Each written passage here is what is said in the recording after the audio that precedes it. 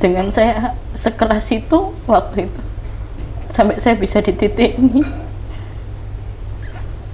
Nah, semua sudah jalan saya di sini. Alhamdulillah.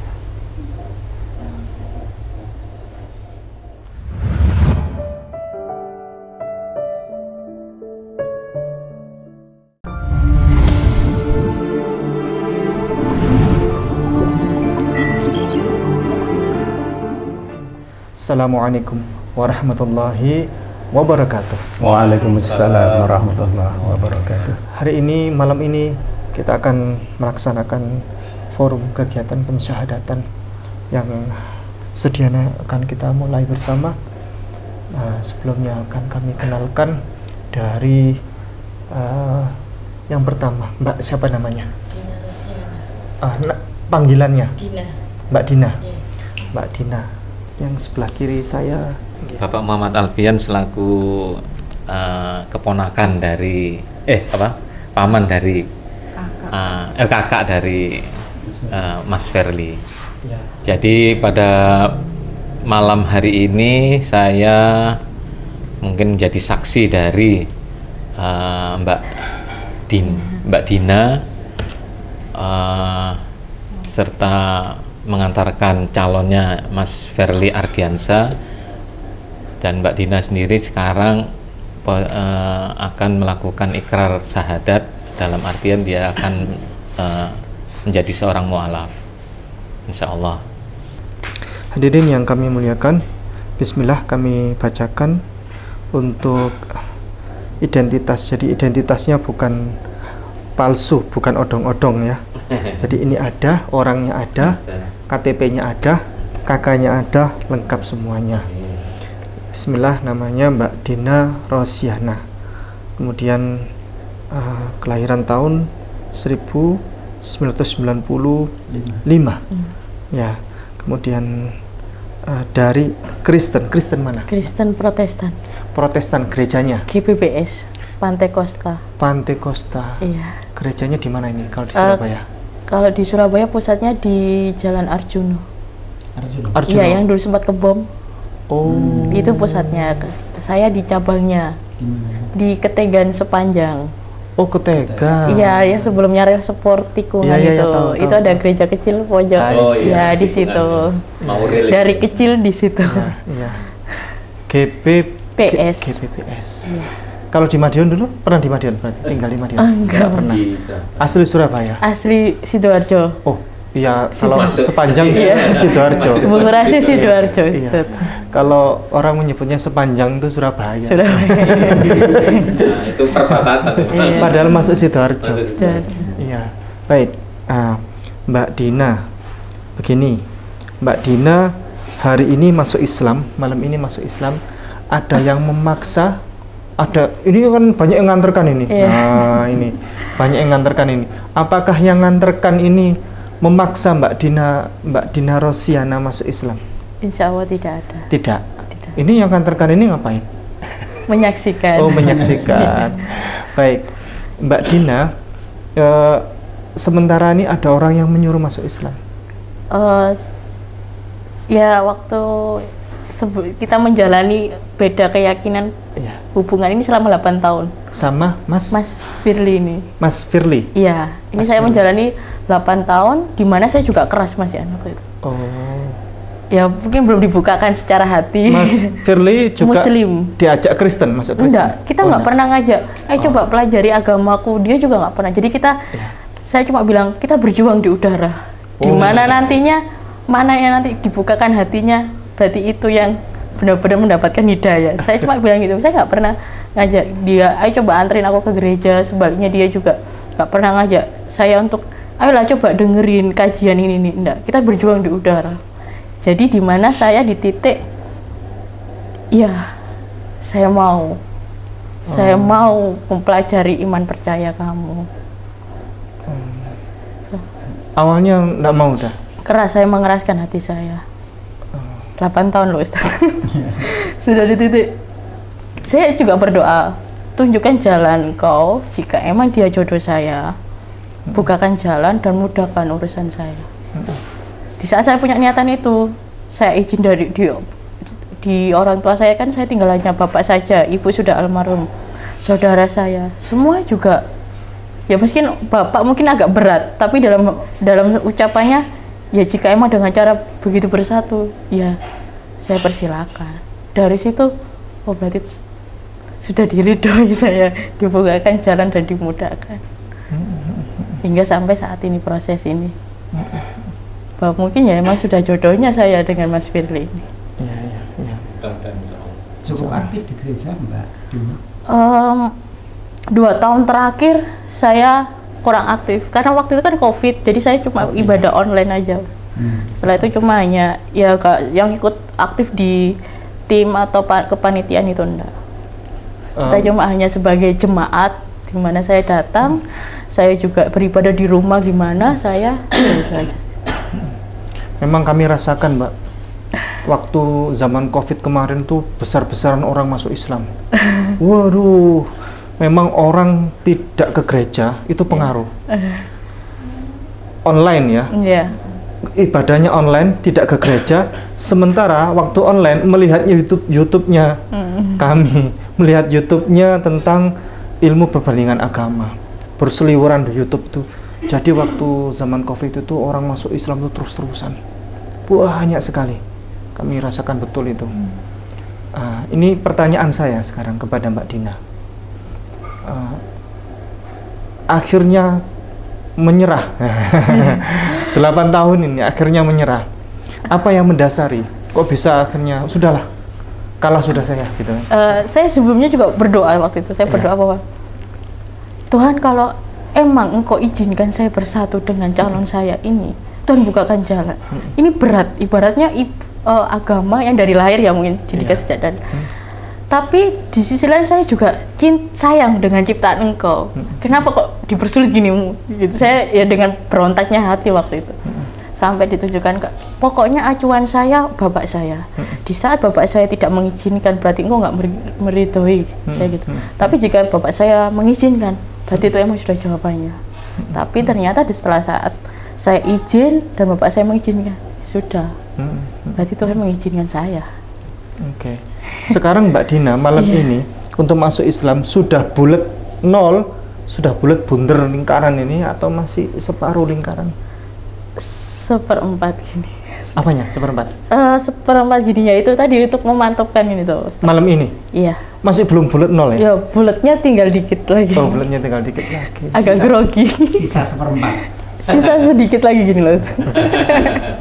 Baik. Apa pandangan Mbak Dina Rosyana tentang Yesus Kristus? Pandangan saya selama ini bahwa dia adalah salah satu nabi yang nantinya pada akhir zaman dia juga yang akan menghakimi.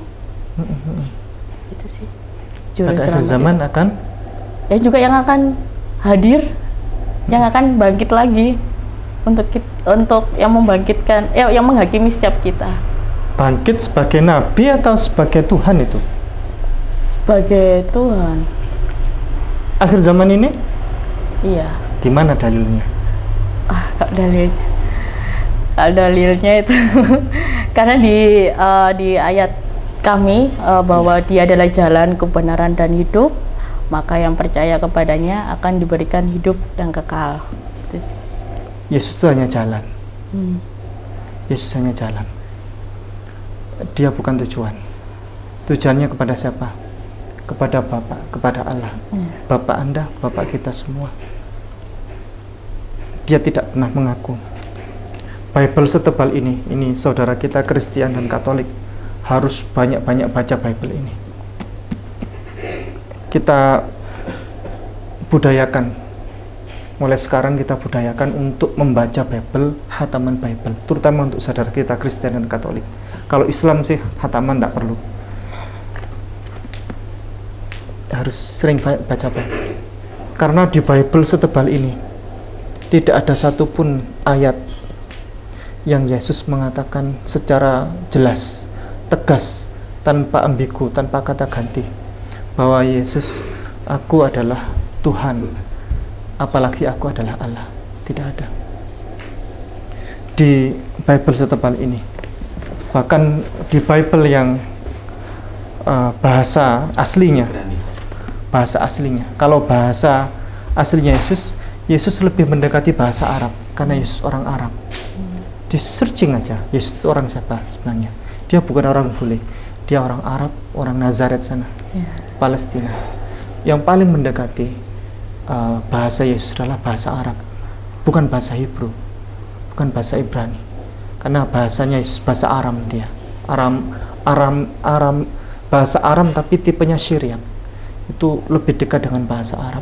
Sehingga Kristen Ortodoks itu menyatakan bahwa kitab suci ini adalah kitab yang tertua.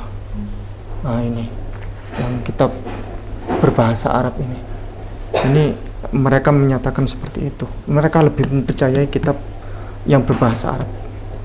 Nah, di kitab setebal ini, baik yang berbahasa Arab sekalipun, ini sudah kita puter-puter semua, sudah kita bolak-balik semuanya, tidak ada. Yesus menyatakan, aku adalah Tuhan, aku adalah Rabb, aku adalah Allah. Tidak ada.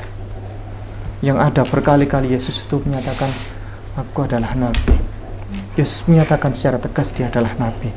Begini Mbak, buka di Yohanes 17 ayat 3. Sebelum kita bersyahadat, mudah-mudahan Mbak Dina bisa ikhlas lillahi ta'ala masuk Islamnya atas dasar petunjuk dari Yesus, begitu.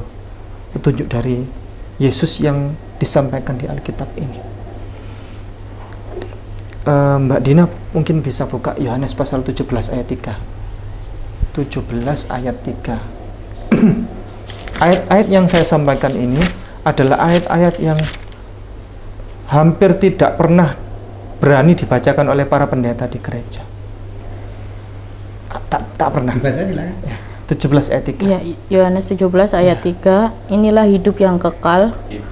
Ya. Inilah hidup yang kekal itu, yaitu bahwa mereka mengenal Engkau satu-satunya Allah yang benar dan mengenal Yesus Kristus yang telah Engkau utus. Udah jelas sekali bahwa di situ ada dua instrumen, ada Allah, ada Yesus. Inilah hidup yang kekal itu. Hidup yang kekal itu akhirat ya. Kekal itu kan akhirat, bukan dunia. Bahwa barang siapa yang ingin menuju akhirat, mempercayai, beriman bahwa mengenal Allah, Engkau satu-satunya Allah yang benar, dan mengenal Yesus Kristus yang Engkau itu adalah Allah, utusan Allah. Jadi Yesus bukan Allah, Allah bukan Yesus. Asyhadu alla ilaha illallah wa asyhadu anna Yesus Kristus Rasulullah. Saya bersaksi bahwa tidak ada Tuhan selain Allah, dan saya bersaksi bahwa Yesus Kristus adalah utusan Allah, Rasulullah dia. Kemudian Mbak buka di Markus 12:29. Markus 12:29. Markus 12:29. Jawab Yesus, hukum yang terutama ialah, dengarlah hai orang Israel, Tuhan Allah kita, Tuhan itu Esa. Itu Yesus sendiri yang bilang. Yesus ditanya, bagaimana hukum yang terutama itu? Itu yang paling tinggi, hukum yang paling tinggi, undang-undang yang paling tinggi di atas segalanya. Apa itu Yesus undang-undang paling tinggi? Undang-undang yang paling tinggi adalah Shema Yisrael, Adonai Elohenu, Adonai Echad. Dengarkanlah hai orang Israel, Tuhan Allah kita itu, Tuhan itu satu, Allah itu satu. Echad, Echad itu Qul huwallahu ahad, kata Yesus. Itu sebenarnya Yesus, dia melanjutkan dari bapaknya. Siapa bapaknya? Allah itu sendiri. Nabi Musa. Nabi Musa maksudnya kakek moyangnya. Kakek moyangnya. Ulangan pasal 6 ayat 4. Ulangan pasal 6 ayat 4. Apa kata Nabi Musa itu? Ulangan pas. Iya. Ulangan 6 pasal 6 ayat 4. Dengarlah hai orang Israel, Tuhan itu Allah kita, Tuhan itu Esa. Sama. Dia melanjutkan perkataan dari kakek moyangnya, Musa. Kata Nabi Musa, Shema Yisrael, Adonai Elohenu, Adonai Echad. Dengarkanlah hai orang Israel, Tuhan Allah kita itu, Tuhan itu satu. Seandainya kalau Yesus berkata itu, Yesus adalah Tuhan statusnya, harusnya Nabi Musa juga Tuhan. Karena perkataannya sama. Coba buka, sama persis. Yesus melanjutkan itu di Markus pasal 12 ayat 32. Markus pasal 12 ayat 32. Lalu kata ahli Taurat itu kepada Yesus, tepat sekali guru, benar katamu itu, bahwa dia Esa dan bahwa tidak ada yang lain kecuali dia. Jadi tidak ada bahwa Allah itu Esa, la ilaha illallah, tidak ada Tuhan selain Allah, tidak ada Tuhan selain dia. Ini sebenarnya di Alkitab bahasa Arab yang versi sebelumnya itu lebih kuat, kata-katanya itu la ilaha illahu. Itu kata-katanya ini dirubah lagi. Jadi Bible itu mengalami beberapa perubahan. Ini yang bahasa Indonesia juga mengalami perubahan. Tadi saya bawa Bible yang terbitan 2023. Waduh, revisian semua. Kata-katanya beda semua. Tadi saya kasihkan Pak Dance. Saya ketemu Pak Dance, udah ambil dulu, pelajari dulu. Waduh, kata-katanya beda semua. Terbitan tahun 2023. Ini juga, ini terbitan yang terbaru, bahasa Arab yang terbaru. Udah beda. Dulu la ilaha illallah. Jadi jelas sekali seperti la ilaha illallah. Ini kata-katanya ganti ini. 1232. Tapi tetap sama, tapi dikit-dikit dirubah terus, dikit-dikit dirubah terus ini. Faqala lahu al-katib, faqala lahu al-katib, jayyidan ya muallim. Benar engkau, perkataan engkau guru. Bil haqqi ini. Qulta li'annahu Allahu wahid. Karena Allah itu satu. Walaysa akharu siwa. Tidak ada Tuhan selain Allah yang menyamainya, tidak ada. Jadi di sini bukan Yesus ya, yang Yesus satu bukan. Bukan yang berkata bukan Yesus. Iya, maksudnya yang dianggap sebagai Yesus. Satu itu Yesus. Yang dianggap sebagai Rob, sebagai Tuhan itu bukan Yesus, tapi Allah. Dan tidak ada yang menandinginya, tidak ada selain. Jadi Alkitab ini sebenarnya menyimpan banyak kejujuran, menyimpan banyak rahasia. Cuman saudara kita Kristen dan Katolik ini jarang membaca. Ini persoalannya. Jadi ayat-ayat seperti ini tidak pernah berani dibacakan di gereja. Tidak berani. Dan masih banyak ayat-ayat yang lain.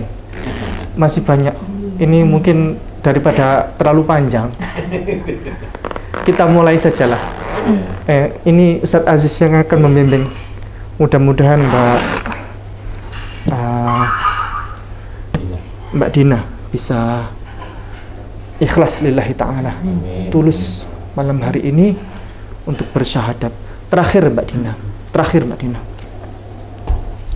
ajaran Alkitab ini menyimpan satu rahasia besar. Apa itu? Tentang tata cara peribadatan yang selama ini dilakukan oleh saudara kita Kristen dan Katolik itu tidak ada panduannya di sini. Yang bernyanyi-nyanyi, yang dan seterusnya itu. Yang beribadah satu pekan satu kali, satu minggu satu kali. Tidak ada di sini. Yang ada bagaimana? Yang ada itu Nehemia pasal 8 ayat 5. Nehemia pasal 8 ayat 5. Nehemia pasal 8 ayat 5. Ezra ahli kitab itu berdiri di atas mimbar kayu yang dibuat untuk peristiwa itu. 8 ayat 6. 8 ayat 6. Ya. Ezra membuka kitab itu di depan mata seluruh umat karena ia berdiri lebih tinggi dari semua orang itu. Sebentar, stop dulu. Ezra berdiri. Ezra membuka kitab itu. Ini kitab mata seluruh umat. Di mata semua umat. Ini umat. Ini Ezra.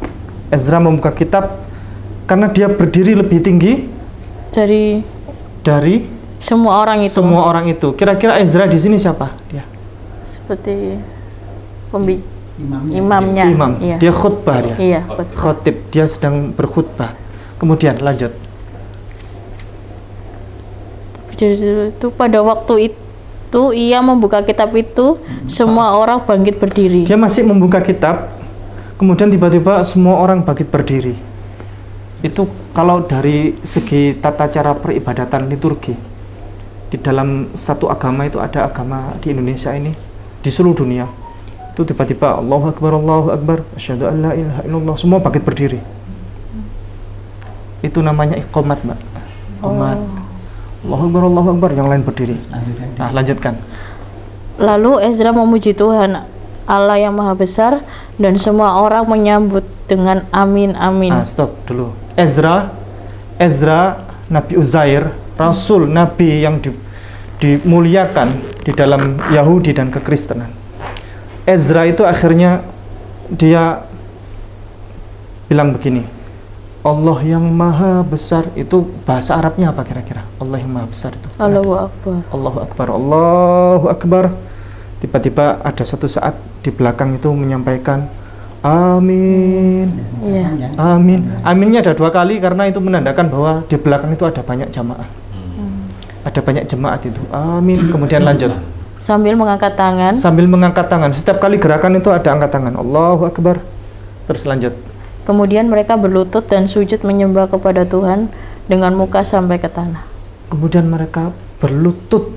Berlutut itu rukuk begini, berlutut, menundukkan diri, menundukkan badan ini. Kemudian bersujud hingga muka sampai ke tanah. Ini muka sampai ke tanah. Kira-kira di atas hamparan bumi ini, di dunia ini yang besar ini, di bawah kolong langit ini, ada satu agama yang kira-kira kalau praktik ibadahnya seperti itu, agama apa namanya? Islam. Saudara kita Kristen dan Katolik, kalau beribadah bersujud seperti itu sampai ke tanah tidak? Tidak. Bismillahirrahmanirrahim. Assalamualaikum warahmatullahi wabarakatuh.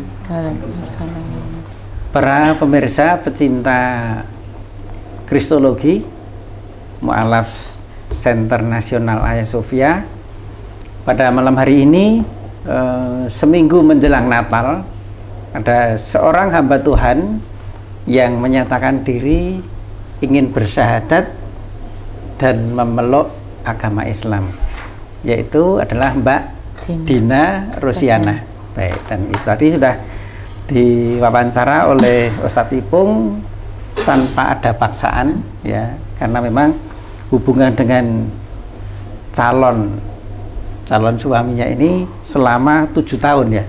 8 tahun. 8 tahun, dan itu tidak ada yang menawarkan untuk masuk ke salah satu. Dan tadi juga sempat untuk membulatkan menjadi Islam itu masih kurang sedikit atau kurang seperempat, ya.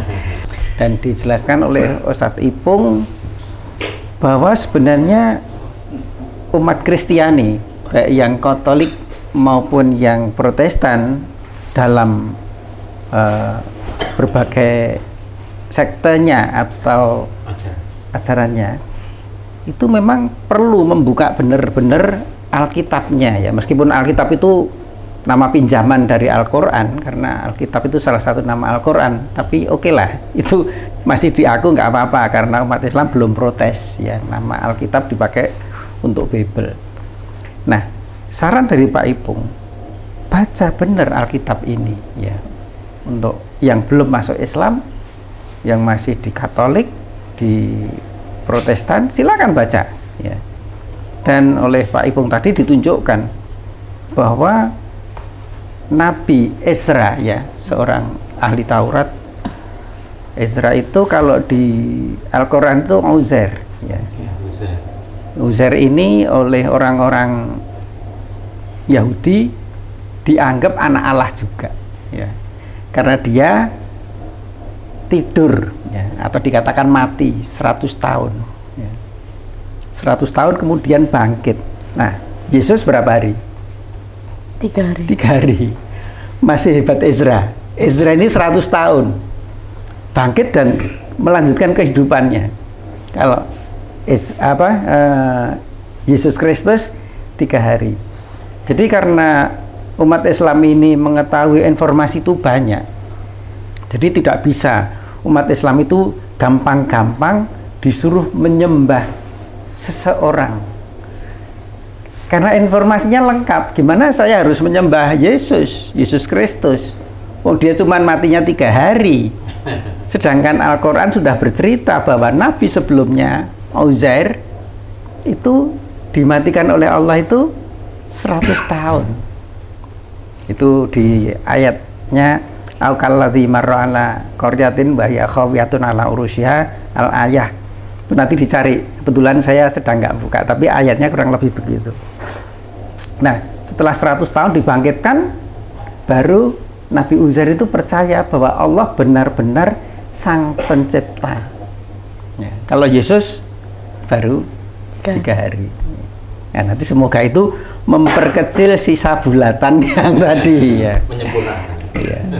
Kemudian lagi Uzair yang tadi ceritakan itu cara beribadahnya ini kan jauh sebelum Yesus Kristus. Perjanjian ya. lama. Nah, Ya. di sana cara menyembahnya itu dia berdiri di depan jemaat, membuka kitabnya, kemudian mengucapkan Allah. dia berlutut.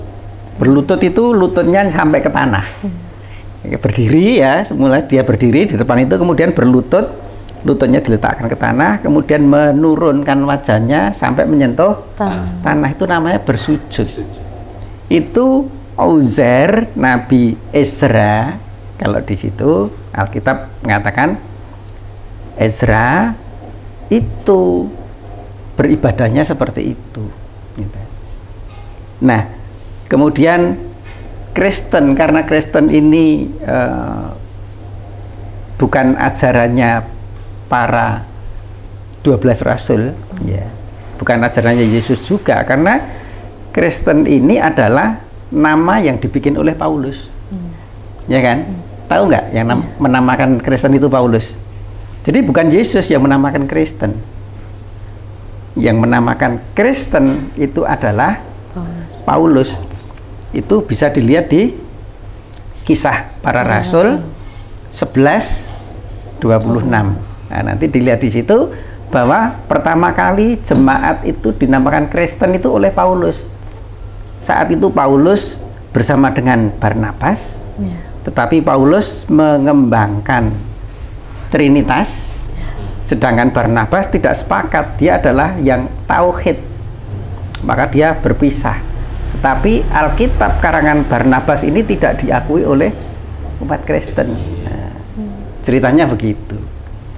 Nah, tadi diceritakan oleh Pak Ipung bahwa ibadahnya umat Islam ini sama dengan ibadahnya umat-umat sebelum dulu. Caranya ya Allahu Akbar, berlutut, bersujud. Semoga ini juga mengurangi sisa tadi, lingkarannya biar penuh. Dan apa yang dikatakan Pak Ipung itu benar sekali ya, bahwa bahasanya Yesus, nah nanti kalau mau lihat bahasanya Yesus apa itu, ketika jadi Google Yesus language, nanti keluar di situ di Google Aramaik, dan di situ diketik lagi misalnya ya God in Aramaic language, God, Tuhan, in Aramaic language, ya, itu akan keluar tulisan Allah. Ya. Itu bukan bikinan umat Islam, tapi itu adalah data yang ada di internet seperti itu. Bahwa Tuhannya orang-orang Aramaik itu adalah Allah. Yesus juga bahasanya Aramaik. Yesus itu orang mana? Ya. Orang Arab Palestina yang sekarang digempur oleh Zionis itu dan dibela oleh orang-orang Kristen Indonesia, orang Katolik Indonesia itu membela Zionis, menghancurkan Palestina. Itu adalah tanah kelahiran Yesus Kristus. Tanah perjanjian. Ketik aja. Ya. Kelahiran Yesus di mana? Di Nazaret. Bethlehem kan? Bethlehem, Nazaret. ya. Nah, ketika saya Bethlehem, nanti dia letaknya di mana? Itu di Palestina. Nah, Jadi ini salah kaprah orang Kristen Indonesia itu membela Zionis, menghancurkan orang-orang Arab Palestina. Itu adalah cikal bakalnya Bunda Maria, cikal bakalnya Yesus, dan ke-12 rasul itu di situ. Itu dihancurkan oleh orang-orang Zionis itu. Nah, untuk itu sekali lagi kita ingatkan kepada jemaat Katolik maupun Kristen, bacalah Alkitab dengan sebenarnya, ya. Dan jalur Alkitab, ya, jalur Kristen itu kan penyebarannya dua arah, ya. Yang satu melalui Yunani, Hebrew, satunya lagi ke Arab, Aramaik. Maka dalam Alkitab yang berbahasa Arab itu banyak sekali kata-kata di situ Yesus sholat. Tetapi kalau melalui Yunani, melalui Belanda tidak ada kata-kata sholat di sana. Adanya pray, berdoa. Dalam bahasa Arab ada namanya berdoa, ada namanya sholat. Sedangkan sholat kita tahu adalah gerakan-gerakan tertentu yang dimulai dengan takbiratul ihram dan diakhiri dengan salam. Itu sholat. Tetapi kalau berdoa ya kapanpun juga, mau makan, mau ke kamar mandi, habis ke kamar mandi, melakukan sesuatu itu kita semuanya bisa berdoa. Nah, kekayaan bahasa yang lengkap, apa yang diceritakan tentang kisah Yesus Kristus ke jalur Arab itu lengkap, sehingga di sana akan tertulis Yesus itu sholat bolak-balik. Ada sholat asar, ada sholat subuh, ada sholat maghrib, ada di sana yang pakai bahasa Arab ini, ya, karena ada kata-kata yusolli, ya. Tetapi kalau jalurnya jalur Alkitab yang bahasa Indonesia, yang jalurnya dari Belanda, dari Yunani, dia tidak ada kata-kata sholat, adanya pray. Ya, coba Pak Ibu nanti silahkan dicari. Markus 1:35. Nah, itu bisa seperti itu. Yesus sholat, Yesus sholat, Yesus sholat. Kalau ini saya tunjukkan salah satu saja. Markus pasal 1:35. Nah, pokoknya kalau di situ Yesus menyendiri berdoa, itu di situ sholat.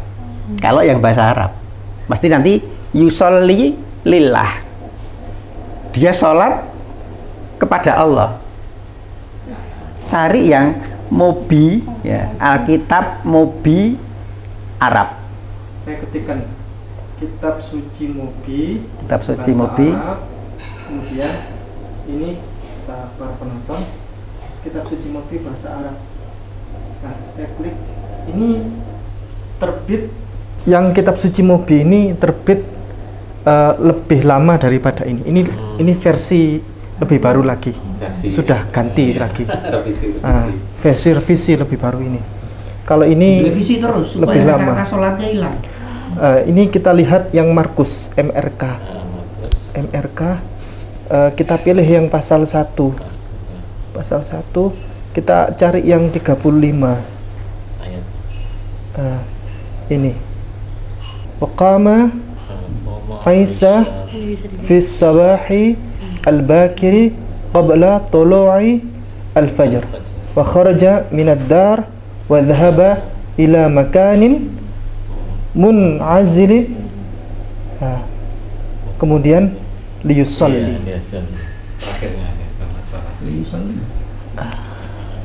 Untuk sholat. Jadi liyusalli, ya. Ini untuk sholat. Lebih bagus lagi ini. Lukas pasal 6 ayat 12. Lukas, kita pilih Lukas pasal 6. Kalau yang versi bahasa Indonesia pun bagus artinya. Versi bahasa Indonesia. Mungkin Tuan Guru Pak Alfian membacakan yang versi bahasa Indonesia. Pasal 6 ayat 12. ayat 12.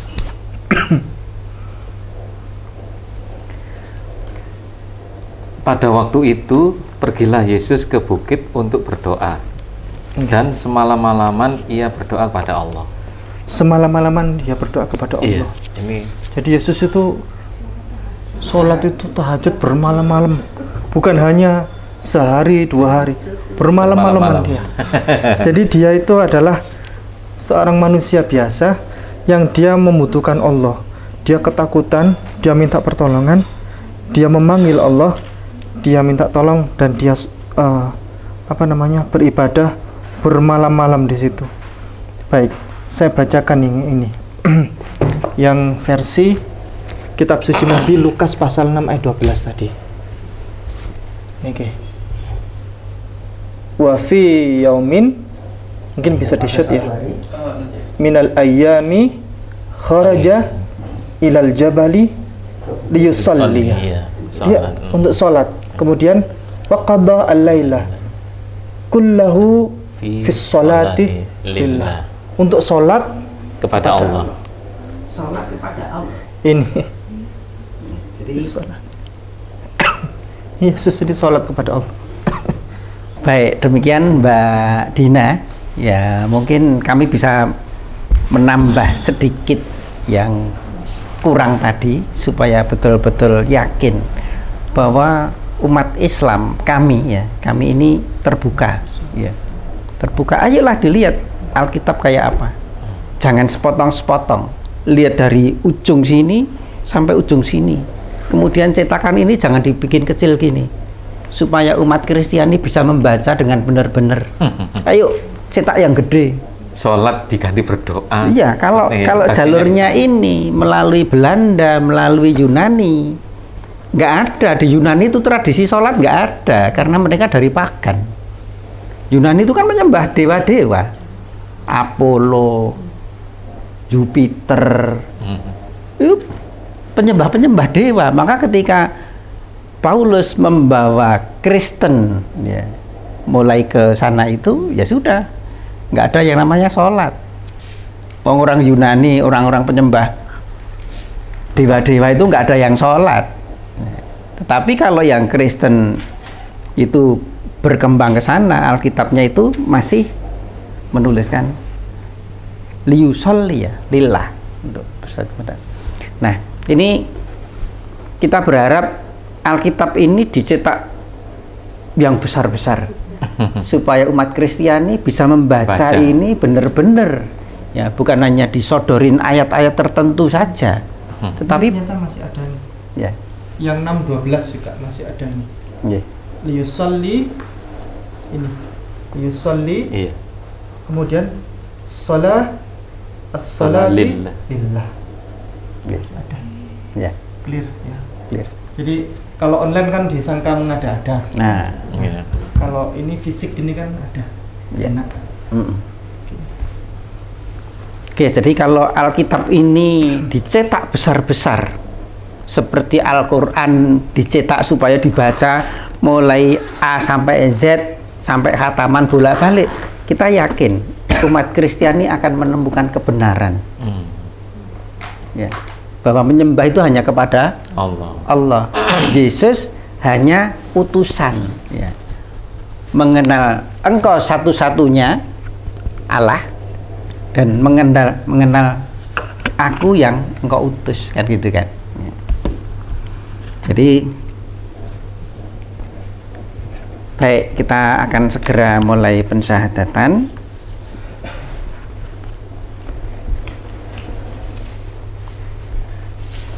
Semoga tadi menambah wawasan kita bersama, para pemirsa pecinta Hagia Sophia, dan para calon-calon mu'alaf yang sedang mencari kebenaran. Ya, kita terbuka, ya, untuk sharing lah, untuk sharing, tidak untuk berdebat keras-kerasan, nggak ada gunanya lah. Kita tujuannya kan ke surga, gitu. Yang menghakimi itu hanya satu, bahwa apakah ibadah kita itu diterima, ya. Ibadah kita hanya akan diterima kalau ibadah kita atas tuntunan para rasul, ya. Kalau Islam, ya memang ibadahnya, bersucinya, sholatnya itu semuanya tuntunan Nabi Muhammad Shallallahu Alaihi Wasallam. Tetapi untuk umat Kristen, Katolik, tiap gereja bisa berbeda. Jadi bagaimana cara bersucinya ke-12 Rasul, mereka nggak ngerti. Bagaimana cara menyembahnya ke-12 Rasul itu kepada Allah Subhanahu wa Ta'ala, kepada Sang Pencipta alam, nggak ada jejaknya. Nah, maka diturunkan Kanjeng Nabi Muhammad SAW itu dengan ajaran untuk memurnikan kembali semua yang sudah hilang itu. Dan alhamdulillah Mbak Dina malam ini akan segera bersyahadat supaya beribadahnya Mbak Dina nantinya itu sama dengan Nabi Muhammad SAW, dan itu bagaimana yang dilakukan oleh Ezra, oleh Musa, oleh Ibrahim, cara-caranya garis besar seperti itu. Sudah bulat, bener? Masih ada dikit, apa kira-kira? Ya, selama ini mungkin memang benar di saat kami mendengarkan khotbah hanya perikop, hanya ayat-ayat gitu tadi, dan lebih dikembangkan bahwa dengan bahasa teologi dari pendeta tersebut. Ya. Dan otomatis kalau pengembangan bahasa topik dengan bahasa teologi kan otomatis mereka kan sudah diperbarui juga dengan adanya ditambahin bagaimana metode belajarnya gitu. Jadi yang benar dibolak-balikkan akhirnya secara kata ayat. Yang semakin bingung semakin mantap. Iya. Akan diputar-putar semakin bingung. Makanya kita mengajak umat Islam, mengajak kepada jemaat Kristen, jemaat Katolik, kita mengajak bukan kata-katanya para pendeta atau khotib-khotib saja, tetapi ayo dibuka. Mulai depan kalau umat Islam itu mengkhususkan bulan puasa itu khatmil Quran, dibaca mulai pertama sampai terakhir dan dipelajari artinya. Ya. Nah, ini mestinya umat Kristiani lebih gampang karena semuanya tulisan bahasa Indonesia, bisa dilakukan itu mulai depan sampai belakang. Nah, saya yakin nanti akan banyak yang masuk Islam. Gitu. Karena Islamlah yang menjalankan apa yang yang sudah dijalankan Alkitab ini, ya, seperti orang pakai kerudung. Itu umat Islam yang melakukan seperti ini. Ya.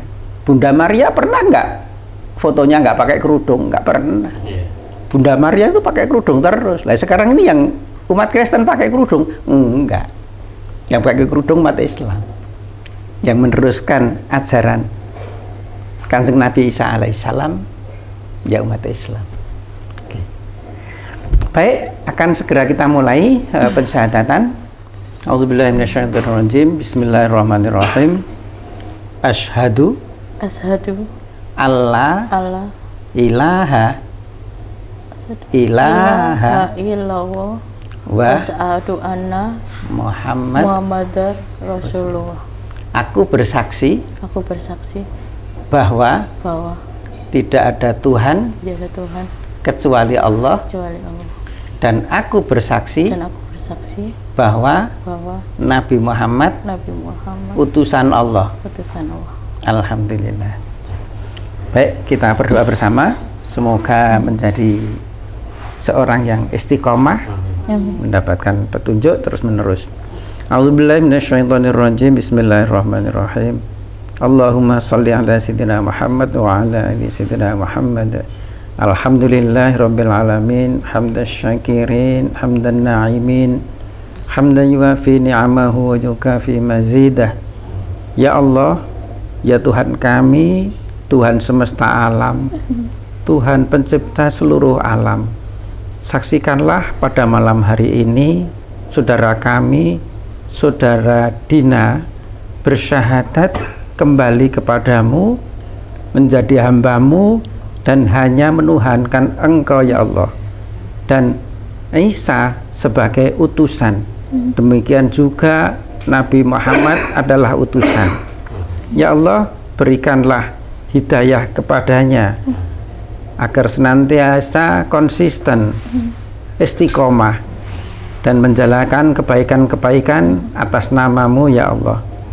Ya Allah, tunjukkanlah bahwa yang benar itu benar di mata kami, dan tunjukkanlah dan berikanlah kekuatan kepada kami untuk menjalaninya, dan tunjukkanlah kepada kami bahwa yang salah itu salah di mata kami, dan berilah kami kekuatan untuk menjauhinya. Rabbana hab lana min azwajina wa dzurriyyatina qurrata a'yun waj'alna lil muttaqina imama. Rabbana atina fid dunya hasanah wa fil akhirati hasanah wa qina adzabannar wa qina adzabannar wa qina adzabannar. Subhana rabbika rabbil izzati amma yasifun wassalamun alal mursalin walhamdulillahi rabbil alamin. Al-Fatihah.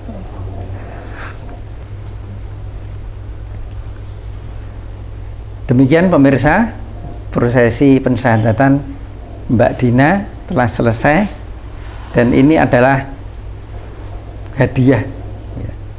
Hadiah ketika kita akan memasuki tahun baru nanti, insya Allah dengan lembaran baru, dengan catatan-catatan yang baru.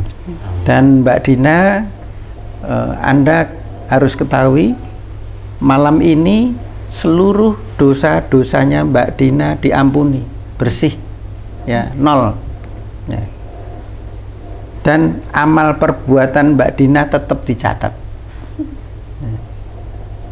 Di seluruh umat yang belum menyatakan diri Islam perlu mengetahui bahwa kalau melakukan pensyahadatan masuk Islam, maka seluruh dosa dan kesalahan diampuni Allah Subhanahu wa ta'ala, dan amal kebaikannya tetap dicatat. Kecuali kalau pada saat meninggal orang itu masih dalam kekafiran, tidak mengakui Allah yang esa, tidak mengakui Nabi Muhammad SAW, maka amal kebaikannya ketika dia meninggal langsung lebur, hilang. Tapi kalau masih ada waktu untuk bersyahadat, maka kebaikannya ini tetap dicatat. Yang dihilangkan hanya dosanya. Demikian Mbak Dina. Ada yang mau ditanyakan? 1, 2. Mungkin saya bisa jawab, atau mungkin Ustaz Ipung yang akan jawab. Belum, masih belum ya. Refleks aja sih, tiba-tiba berebes. Rasanya kayak hati ini kayak ada yang nyetuh. Dengan saya sekeras itu waktu itu, sampai saya bisa di titik ini. Nah, semua sudah jalan saya di sini. Alhamdulillah. Sudah yakin 100% ya? Maksudnya sudah tidak akan kembali lagi, maksudnya begini. Nanti setelah masuk Islam nanti ada rasa keinginan lagi masuk kembali lagi ke Kristen?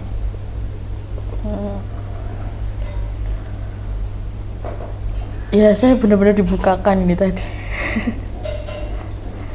Iya ya, ternyata secara paradigma saya dari kecil, ajarannya ya memang seperti itu, bahwa kita liturgi, tata cara ibadahnya cuma ada kita datang, kita mau memuji, menyanyi, mendengarkan khotbah, sudah selesai.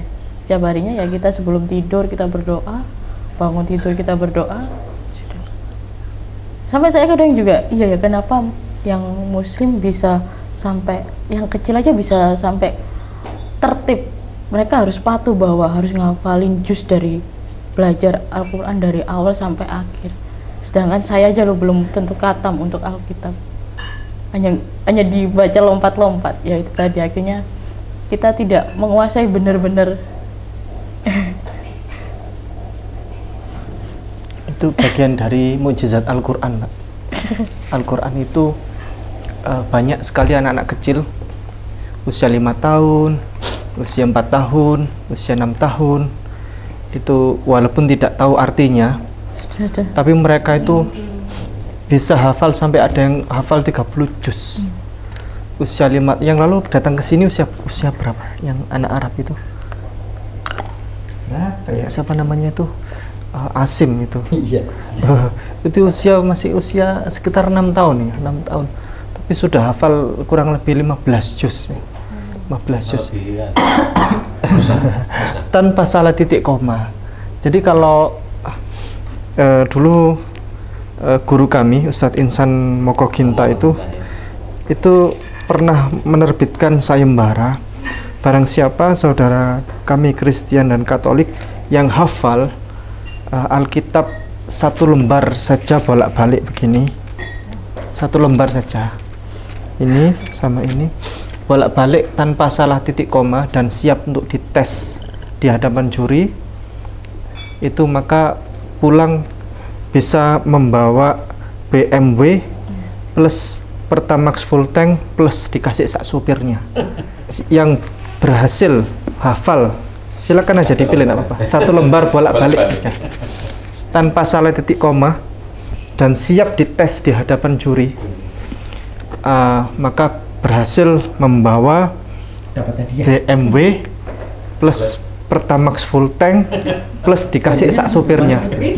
Jadi tadi yang ceritakan Pak Ipung itu, saya ketemu dengan almarhum Ustadz Mokoginta, pernah tidur di kamar depan sini. Itu memang memberikan sayembara. Maka beliaunya tahu bahwa tidak mungkin seseorang itu bisa menghafalkan 1 lembar Alkitab itu bolak-balik. Dan beliau berani memberikan hadiah BMW tadi. Nah, saya juga punya pengalaman. Saya ini kan ngarang buku, dan saya yakin tidak seorang pun pengarang buku yang hafal bukunya. Ciri-ciri bikinan manusia, buku saya itu kan bikinan saya, Pak. Itu saya sendiri nggak hafal, meskipun beberapa lembar. Ya, kalau ini nggak tahu, ya. Kalau ini apakah bisa dihafalkan? Nggak tahu. Buktinya nggak pernah ada yang bisa hafal kan, itu kan. Tetapi saya sebagai pengarang buku, atau mungkin para pengarang buku yang lain yang menyaksikan saat ini, coba siapa pengarang buku yang hafal terhadap buku karangannya sendiri? Nggak bisa. Nah, salah satu mukjizat Al-Quran itu sebuah buku, ya. Al-Quran, Alkitab, Al-Bayan, Al-Furqan, namanya banyak. Salah satu nama Al-Quran itu Alkitab, dipinjam oleh saudara kita Kristiani, namanya. Ya. Di sini dinamakan Alkitab, kadang dinamakan Injil, padahal bukan itu. Nah, itu kata-kata Injil itu adanya dalam Al-Quran, maka diambil oleh saudara Kristian kita, dipakai nama ini, namanya Injil. Ya bukan lah. Ya, mereka nggak punya ketentuan lah, jadi suka-suka. Tapi kita tahu bahwa Injil itu dari Nabi Isa gitu. Nah, itu nggak bisa kalau karangan manusia dihafalkan, itu nggak bisa. Nah, salah satu bukti mukjizat bahwa Al-Quran itu mukjizat, setebal itu anak kecil dari berbagai bangsa bisa hafal tanpa salah titik koma. Tanpa salah. Ya. Itu menunjukkan bahwa itu betul-betul mukjizat. Oke, mungkin begitu dulu Pak Ibu. Sampun. Kita akhiri. Baik, para pemirsa, pecinta Mu'alaf Center Hagia Sophia, semoga yang kita sharing tadi, pensyahadatan tadi menjadikan manfaat yang sebesar-besarnya untuk kita semuanya dan membawa berkah kepada kita maupun yang sedang mencari kebenaran. Sekian dulu, mohon maaf kurang lebihnya. Billahi taufiq wal hidayah. Assalamualaikum warahmatullahi wabarakatuh. Waalaikumsalam.